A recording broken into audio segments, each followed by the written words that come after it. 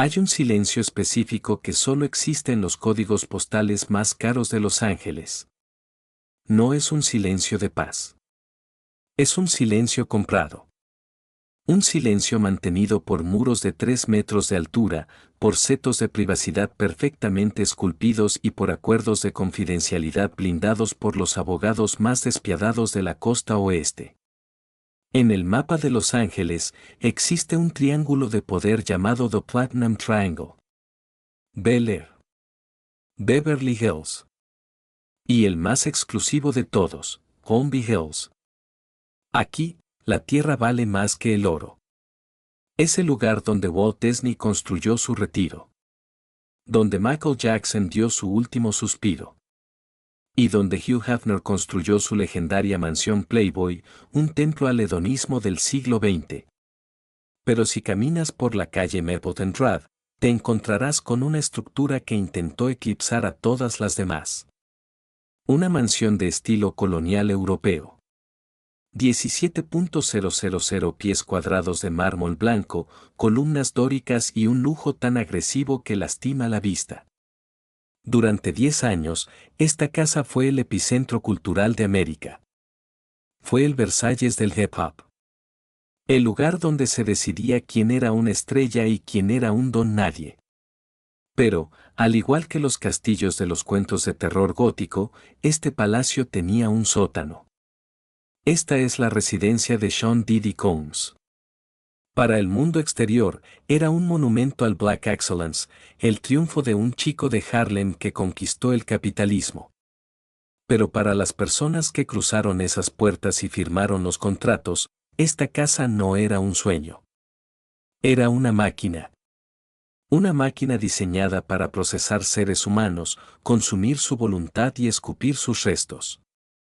El 25 de marzo de 2024, el mundo vio cómo los vehículos blindados del gobierno de Estados Unidos derribaban las puertas. Pero la verdadera historia no es el allanamiento. La verdadera historia es cómo, durante décadas, a plena vista de Hollywood, se construyó una fortaleza de abuso que todos vieron, pero que nadie se atrevió a señalar. Esta es la autopsia de un imperio. Y todo comienza con una casa. Para entender la psicología de Sean Combs, primero hay que entender el suelo que eligió para construir su trono. No eligió una mansión en las colinas de Hollywood, donde viven los nuevos ricos y los youtubers. No eligió Malibú, donde las estrellas de cine se esconden del mundo. Eligió Holmby Hills. Este barrio fue fundado en los años 20 con una sola regla: grandeza. Los lotes aquí son inmensos. La arquitectura es seria. Es el lugar donde vive el dinero viejo. Al comprar esta propiedad en 2014 por $40 millones, Diddy no estaba comprando solo ladrillos y cemento. Estaba comprando legitimidad. Estaba plantando su bandera en el corazón de la aristocracia blanca de Hollywood y diciendo: yo soy el nuevo rey. La propiedad, ubicada en el 200 de South Mapleton Drive, tiene una historia. Fue construida originalmente en 2014, diseñada para evocar las grandes villas europeas. Tiene un teatro con capacidad para 35 personas. Un gimnasio completo. Una bodega de vinos. Y, crucialmente, una gruta subterránea conectada a la piscina a través de un túnel subacuático. Diddy la compró poco después de su construcción. Y casi de inmediato, comenzó a modificarla. Al igual que el Chapo en Sinaloa, Diddy entendía que una casa no es solo para vivir, es para controlar. La arquitectura original de la casa, abierta y aireada, fue transformada sutilmente. Se instalaron sistemas de seguridad de grado militar. Cámaras. No solo en el perímetro para mantener a los paparazzi fuera, sino adentro. Ojos electrónicos en los pasillos. Ojos en las salas de estar. Ojos, según los reportes federales, en los dormitorios de invitados. La casa se convirtió en un panóptico inverso. Desde el exterior, proyectaba una imagen de diversión y libertad. Las fiestas allí eran legendarias. Pero desde el interior, la casa estaba diseñada para capturar. Cada ángulo estaba cubierto. Cada susurro podía ser grabado. Didi estaba construyendo su propia versión de la mansión Playboy, pero con una diferencia fundamental: en la casa de Hefner, la gente venía a divertirse. En la casa de Didi, la gente venía a trabajar. Y el trabajo era el placer del rey, pero antes de que la mansión se convirtiera en una escena del crimen. Fue un escenario. Y el actor principal era el hombre más carismático de la industria musical. Sean Combs. Puff Daddy. P. Diddy. Brother Love. Un hombre con tantos nombres como máscaras. Su ascenso en los años 90 es fundamental para entender por qué nadie lo detuvo durante 30 años. Diddy no era solo un rapero, de hecho, muchos dirían que apenas era un rapero.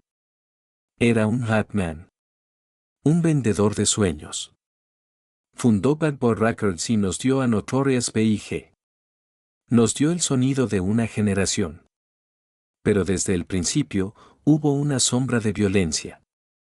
En los años 90, la industria del rap estaba entrelazada con la calle. Diddy sobrevivió a la guerra entre la costa este y la costa oeste que mató a su mejor amigo, Biggie Smalls. Mientras otros morían o iban a la cárcel, Diddy se transformaba. Se ponía trajes blancos. Lanzaba marcas de ropa. Vendía vodka. Se convirtió en el Gatsby negro. El concepto de las white parties, fiestas blancas, nació en los Hamptons a finales de los 90, pero encontró su hogar definitivo en Holmby Hills años después. Estas fiestas eran una herramienta de ingeniería social. El código de vestimenta era estricto, blanco total. Sin excepciones.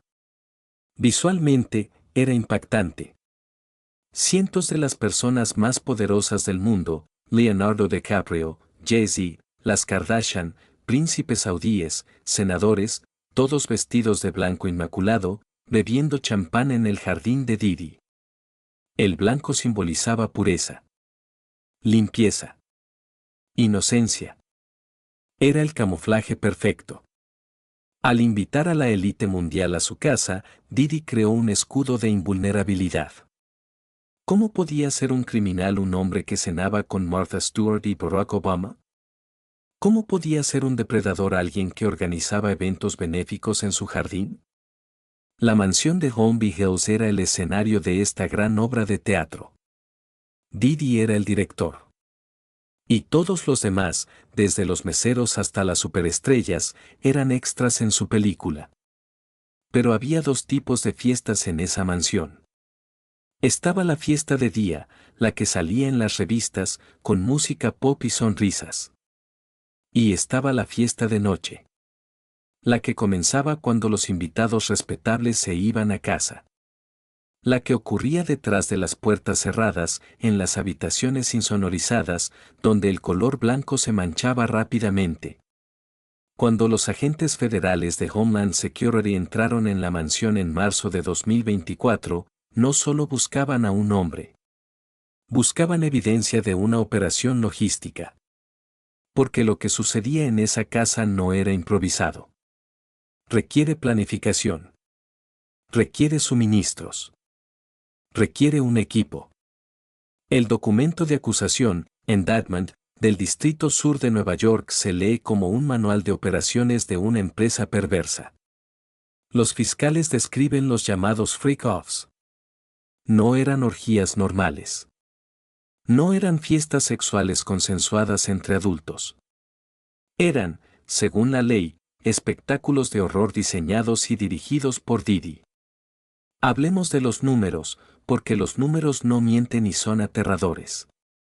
En los allanamientos de sus propiedades en Miami y Los Ángeles, los agentes encontraron más de 1.000 botellas de aceite de bebé y lubricante. Detente un momento en esa imagen. 1000 botellas. Costco no vende eso en un viaje. Una farmacia entera no tiene ese inventario. tener 1000 botellas de aceite no es un fetiche. Es un suministro industrial. Es la prueba física de que la mansión funcionaba como una fábrica de abuso. ¿Para qué se necesita tanto aceite? Las víctimas, en sus demandas civiles, han explicado el porqué. El aceite se usaba en cantidades masivas durante estos freak-offs que podían durar días. Se usaba para degradar, para inmovilizar y posiblemente, para mezclar con las drogas que saturaban el ambiente. Y no era solo aceite. Los agentes encontraron un arsenal de narcóticos. La cocaína rosa, Tusi. Éxtasis. GHB, la droga de la violación. Ketamina. La mansión estaba equipada como un hospital de campaña perverso. Los testimonios revelan que Didi y su personal guardaban bolsas de suero intravenoso, líquidos 4. ¿La razón?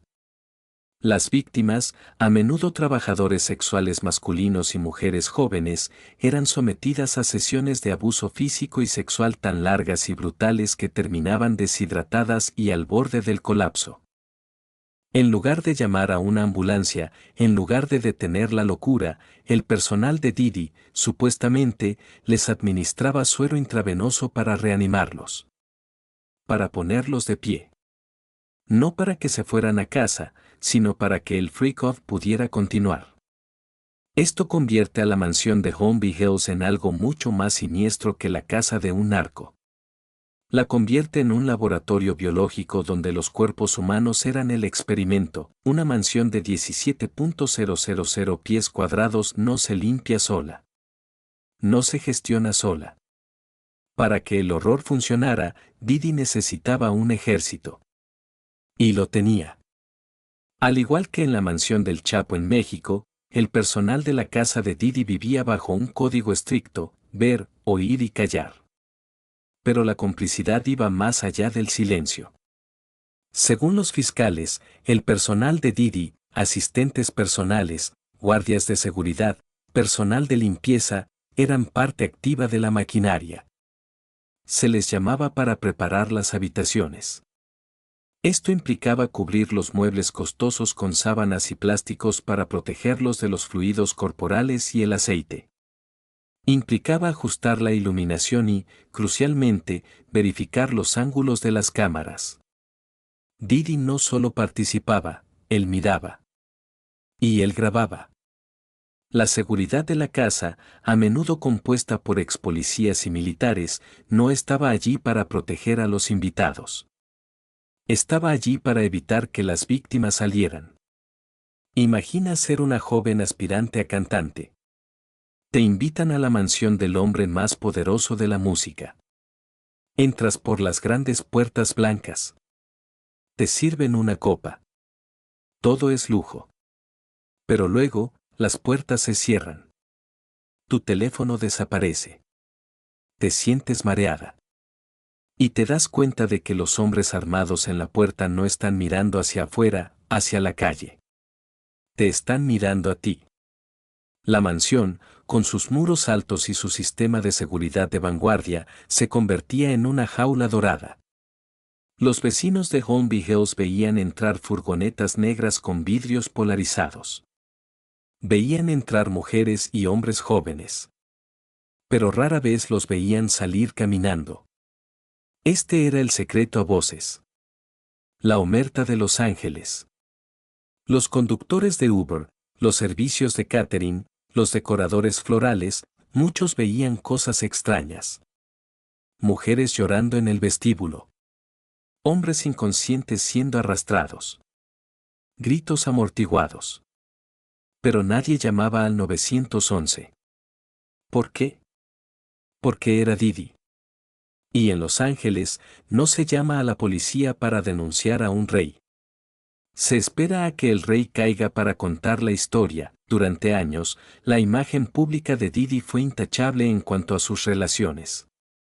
Se le veía en alfombras rojas, sonriendo, el perfecto caballero. Pero detrás de los muros de Holmby Hills, había una mujer que vivía una realidad que, según sus propias palabras, era un ciclo de abuso, violencia y tráfico sexual. Su nombre es Cassandra Ventura. El mundo la conoce como Cassie. Cuando Cassie conoció a Didi, ella tenía 19 años. Él tenía 37. No era una relación entre iguales. Era una relación entre un titán de la industria y una empleada. Durante una década, la mansión no fue el hogar de Cassie, fue su celda. La demanda que ella presentó en noviembre de 2023 y que se resolvió en un tiempo récord de 24 horas fue el documento que destruyó el mito. En esas páginas legales, escritas con una frialdad forense, se detallaba la vida dentro de la casa. Cassie no era libre de salir. Su teléfono estaba monitoreado. Su ropa era elegida por él. Su cuerpo, según la demanda, era tratado como propiedad de Didi. Ella fue la primera en hablar de los freak-offs. Describió cómo Didi la obligaba a tener relaciones sexuales con trabajadores sexuales masculinos que él contrataba, mientras él se sentaba en una silla, miraba, se masturbaba y filmaba. Filmaba. Esa es la clave. La demanda de Cassie confirmó lo que muchos temían, que la mansión era un archivo de pornografía no consensuada. Didi no solo disfrutaba del acto, disfrutaba de la documentación. Disfrutaba de tener la prueba de la degradación de su pareja. Pero el mundo, cínico y acostumbrado a los escándalos de celebridades, dudó. Ella solo quiere dinero, decían los comentarios en internet. Es una mentirosa. Y entonces apareció el video del Hotel Intercontinental.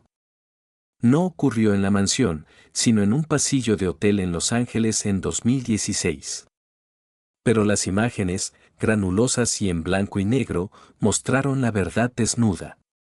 Didi, con solo una toalla en la cintura, corriendo por el pasillo. Agarrando a Cassie por el cuello.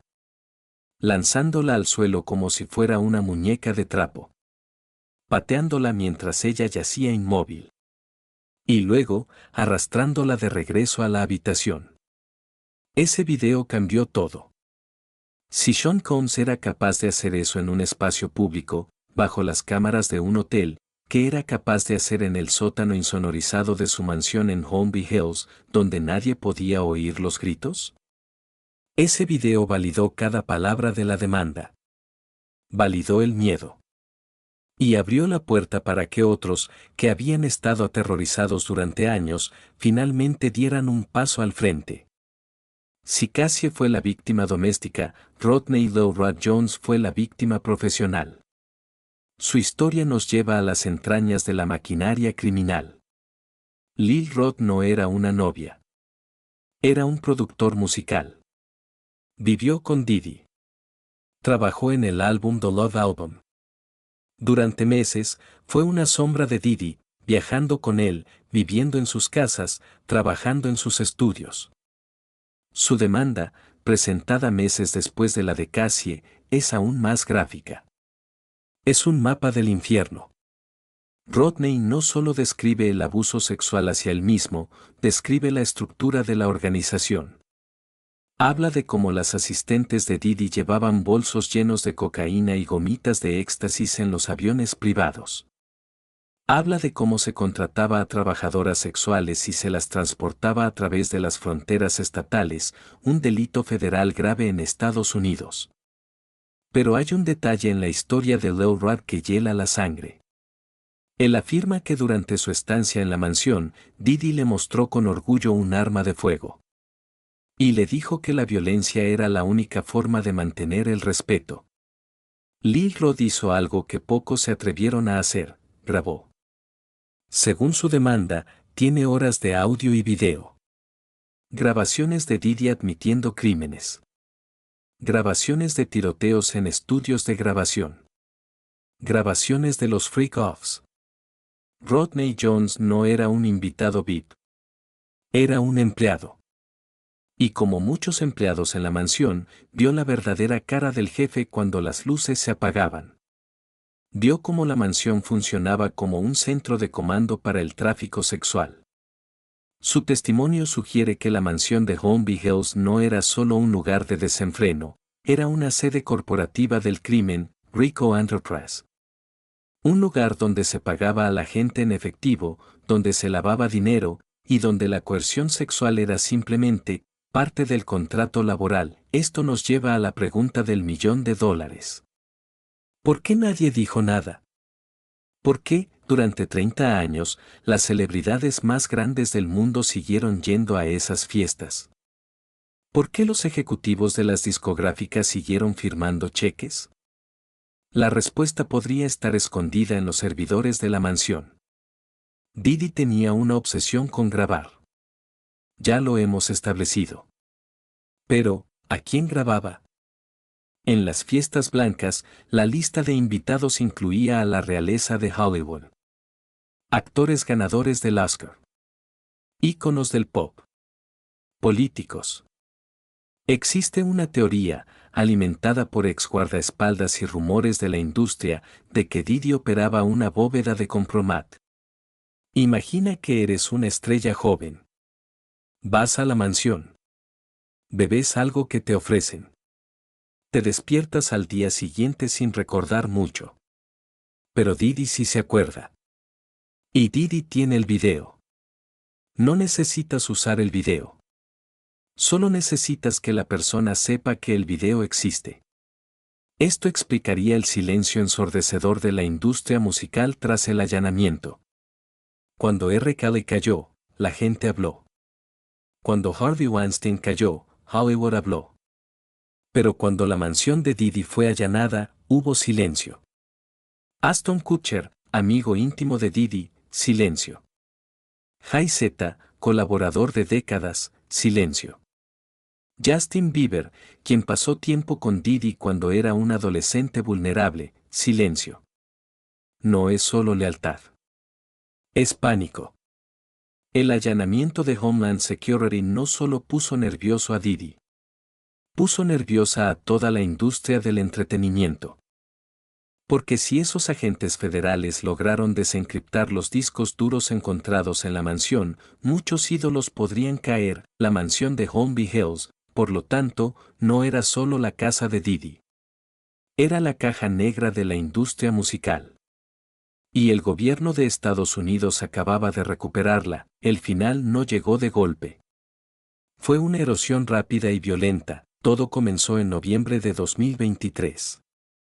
La ley de supervivientes adultos de Nueva York estaba a punto de expirar. Esta ley permitía a las víctimas de abuso sexual presentar demandas civiles por hechos ocurridos hace años, incluso si el delito había prescrito. Cassie presentó su demanda, Didi negó todo. La llamó chantajista, pero al día siguiente, le pagó. Se rumorea que la cifra fue de $30 millones.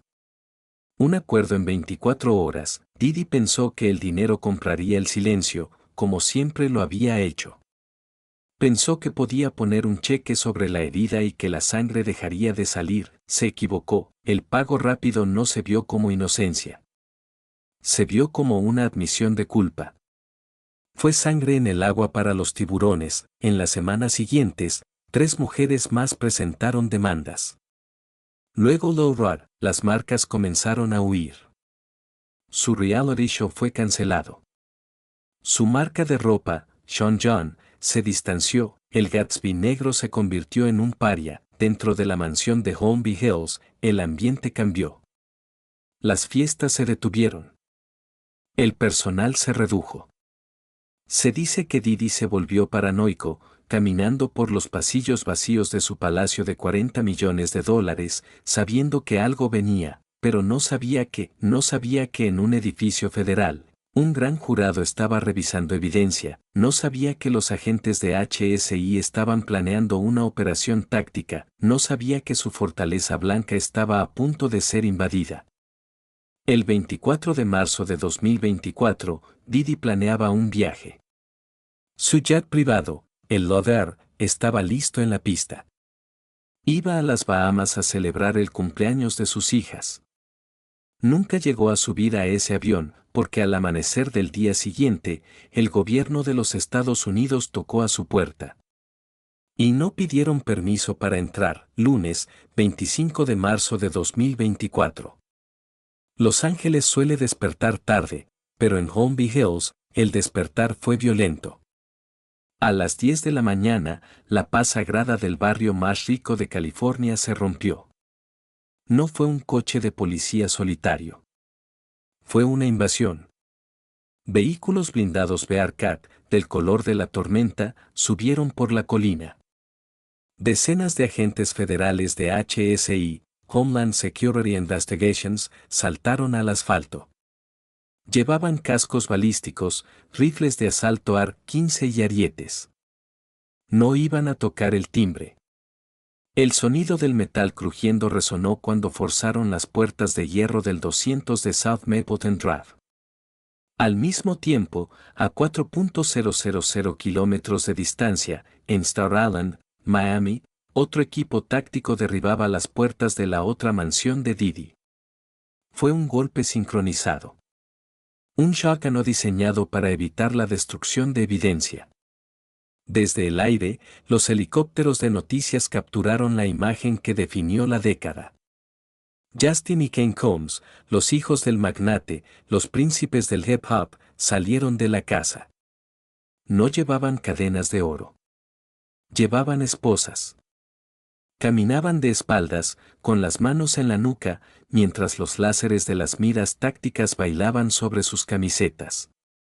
La casa estaba siendo destripada. Los agentes no buscaban drogas en los bolsillos. Buscaban la infraestructura. Salieron cargando cajas. Cajas de servidores. Computadoras Mac. Teléfonos desechables. Discos duros externos. Estaban confiscando la memoria del palacio. Si la teoría del compromat es cierta, en esas cajas no solo iba el destino de Didi. Iba el destino de la mitad de Hollywood. Nombres de actores, ejecutivos y políticos que quizás, en ese mismo momento, estaban viendo las noticias y sintiendo cómo se les helaba la sangre. Meses después, cuando se reveló el contenido de la acusación, entendimos lo que encontraron. Y fue peor que cualquier rumor. Primero, las armas. En el cajón de la mesita de noche, en los armarios, escondidas entre la ropa de diseñador, rifles AR-15. Pero había un detalle crucial. Los números de serie estaban borrados. En el Código Penal Federal. Esto es grave. Un arma con el número borrado no es para defensa personal. Es para el crimen. Es un arma fantasma, diseñada para matar sin dejar rastro. Didi, el hombre que daba discursos sobre la paz y el empoderamiento, dormía sobre un arsenal ilegal. Y luego, los suministros. Volvemos a las 1.000 botellas. Aceite de bebé. Lubricante. Encontraron cajas enteras almacenadas como si fueran municiones. Este hallazgo destruyó cualquier defensa de fiestas consensuadas. Esto era logística industrial. Pero la evidencia más condenatoria no era física. Era digital. Los federales encontraron terabytes de videos. Las grabaciones de los freak-offs. Didi lo había grabado todo. La fiscalía alega que usaba estos videos para mantener a las víctimas en silencio. Si hablas, esto sale en Internet. La arquitectura de la mansión, con sus cámaras ocultas, había funcionado perfectamente hasta que el gobierno se llevó las cámaras. Ahora, esos videos no son herramientas de chantaje para Didi. Son evidencia número 1, número 2 y número 3 en el juicio que lo enviará a prisión por el resto de su vida. El 16 de septiembre de 2024, el juego terminó. Didi fue arrestado en un hotel de Nueva York. No hubo fianza. Ni $50 millones pudieron comprar su libertad. El juez lo consideró un peligro para la sociedad y un riesgo de fuga. Hoy, Sean Combs no duerme en la mansión de Holmby Hills. Duerme en el MDC de Brooklyn, Metropolitan Detention Center. El contraste es bíblico. De 17.000 pies cuadrados de mármol a una celda de 8x10 pies de hormigón pintado. De sábanas de seda egipcia a mantas de lana áspera. De chefs privados a comida de bandeja que, según sus abogados, es apenas comestible.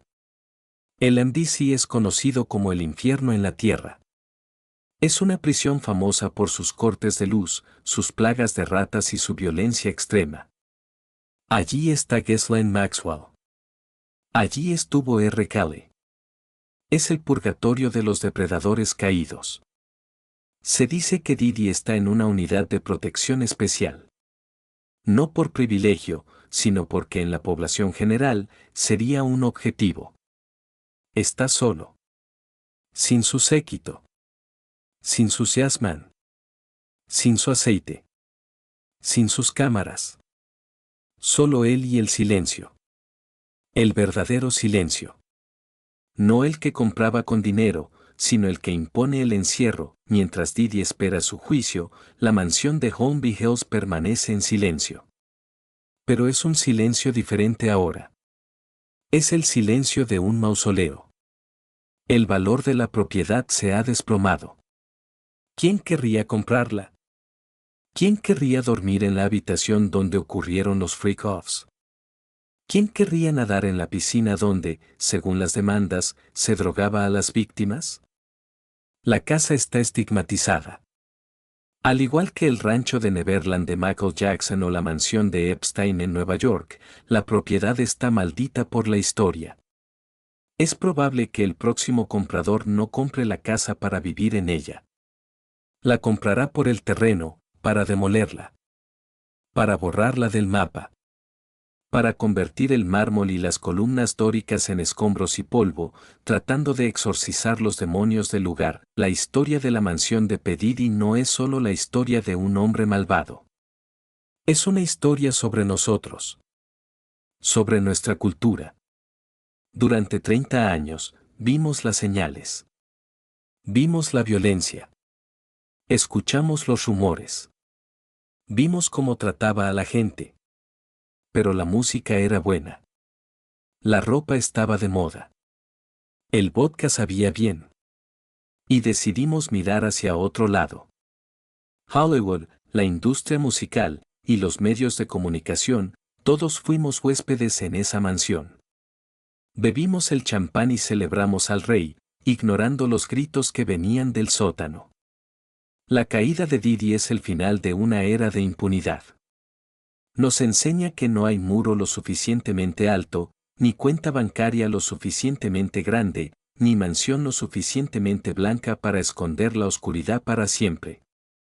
Al final, la fortaleza cayó. Los secretos salieron a la luz. Y el gran Gatsby negro resultó ser solo un monstruo en un traje caro, esperando a que se encendieran las luces.